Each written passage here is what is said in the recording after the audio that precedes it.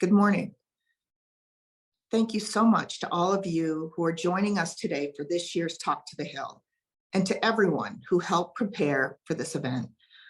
It's always inspiring to see so many leaders from across the legal community coming together to advocate for people who cannot afford counsel for their essential civil legal needs.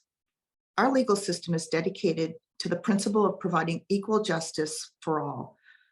But too often we fall short of that ideal because many people still lack the resources that they need to present their cases in the courts. And our legal aid organizations who work tirelessly simply do not have enough funding to provide counsel for everyone who comes to them seeking help.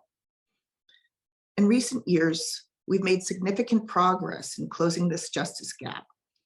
Thanks to the leadership of the legislature, appropriations for civil legal aid have grown substantially. And as a result, the percentage of eligible persons who must be turned away by legal aid organizations has dropped considerably, from 57% to 47%. But still, that means that nearly half the people who seek assistance do not get it. Meanwhile, the need for legal aid continues to grow.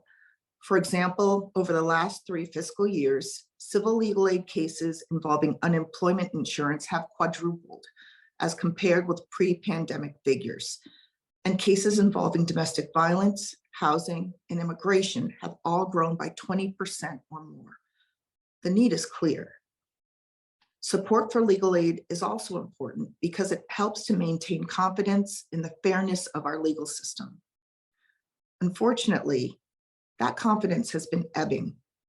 A recent nationwide poll by the National Center for State Courts found that nearly half of all respondents questioned whether state courts deliver equal justice for all. The responses from people of color were particularly concerning. Approximately 60% of Black and Hispanic respondents said that the phrase provides equal justice for all does not describe state courts. There are undoubtedly many complex factors that contribute to this perception of unfairness. But one concrete step that we can take to reassure litigants that they have access to the equal justice is to increase the availability of counsel for people who cannot afford a lawyer. Less than 2 weeks ago, Massachusetts leaders gathered on Boston Common to dedicate the Embrace, a sculpture commemorating the lives of Martin Luther King Jr. and Coretta Scott King. This memorial celebrates what Coretta Scott King called the unconditional love for all of humankind that impels people to go into the community and try to change conditions for others. It reminds us of the King's fundamental message that we are all interconnected by our common humanity. As Dr. King wrote in his letter from a Birmingham jail, injustice anywhere is a threat to justice everywhere.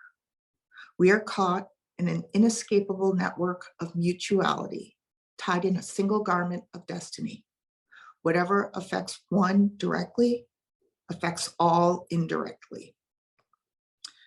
So in that spirit, when you speak to your legislators today, remind them that funding for civil legal aid isn't just another appropriation.